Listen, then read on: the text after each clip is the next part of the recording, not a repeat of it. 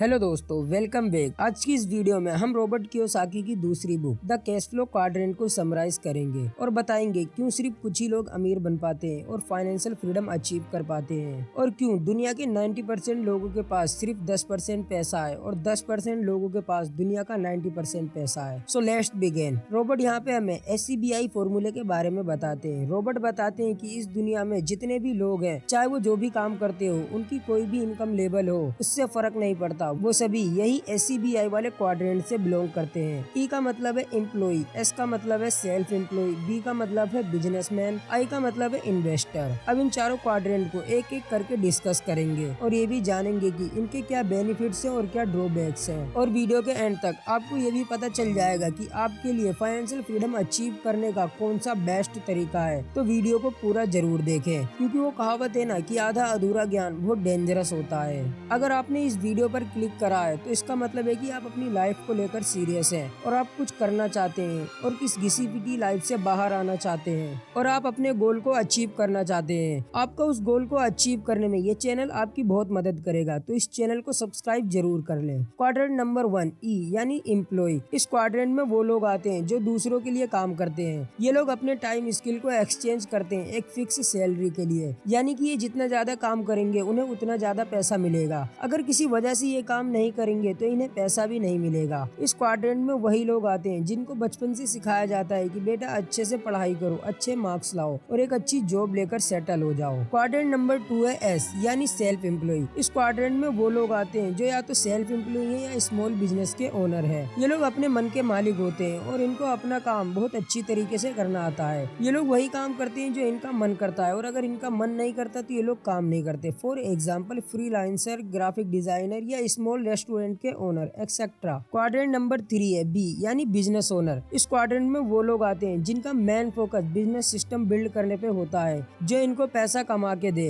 S और B quadrant के लोगों में मेन डिफरेंस ये होता है कि अगर कोई बिजनेस ओनर अपना काम छोड़ के एक महीने की वेकेशन पे चला जाता है तब भी उसका बिजनेस प्रॉफिटेबली चलता रहेगा, लेकिन अगर कोई सेल्फ एम्प्लॉय अपना काम छोड़ के वेकेशन पे चला जाए तो जब तक वो वापस आएगा तब तक हो सकता है उसका बिजनेस ही ना बचे। इस क्वाड्रेंट के लोग डायरेक्टली बिजनेस के डेली ऑपरेशन में इन्वॉल्व नहीं होते, लेकिन इनके पास एक ऐसी टीम होती है जो ये सारी चीजें मैनेज करती है। क्वाड्रेंट नंबर 4 है I यानी इन्वेस्टर। ये लोग अपने पैसों को यूज करते हैं और पैसा बनाने के लिए। I क्वाड्रेंट अमीरों का प्लेग्राउंड है। इन लोगों का मेन फोकस होता है मल्टीपल इन्वेस्टमेंट बिल्ड करने में। ये लोग अपना पैसा रियल एस्टेट, स्टॉक मार्केट जैसी चीजों में इन्वेस्ट करते हैं ताकि इनको पैसिव इनकम आती रहे। ऑथर बताते हैं कि आप लोग चाहे किसी भी क्वाड्रेंट से पैसा कमा रहे हो, लेकिन अगर आपको फाइनेंशियल फ्रीडम अचीव करना है तो आपको I क्वाड्रेंट में आना होगा, क्योंकि यहीं पे कंपाउंडिंग की पावर दिखती है और आपका पैसा वेल्थ में कन्वर्ट हो जाता है। अब ये हो गई चारों क्वाड्रेंट की बातें। आपको ये भी समझ में आ गया होगा कि आप फाइनेंशियल फ्रीडम कौन से क्वाड्रेंट से हासिल कर सकते हो। अब इस बुक के कुछ इंपॉर्टेंट लेसन भी डिस्कस कर लेते हैं। Lesson number 1 shifting mindset. आपको अपना माइंडसेट एम्प्लॉय और सेल्फ एम्प्लॉय से बिजनेस ओनर और इन्वेस्टर पे शिफ्ट करना होगा, क्योंकि ये चेंज बहुत जरूरी है लॉन्ग टर्म फाइनेंशियल फ्रीडम को अचीव करने के लिए। क्योंकि जब तक आप अपना माइंडसेट चेंज नहीं करोगे तब तक कुछ नहीं होने वाला है। इसके बाद अगर आपने अपना माइंडसेट चेंज कर लिया है तो अब आता है लेसन नंबर 2 इन्वेस्टिंग वाइजली।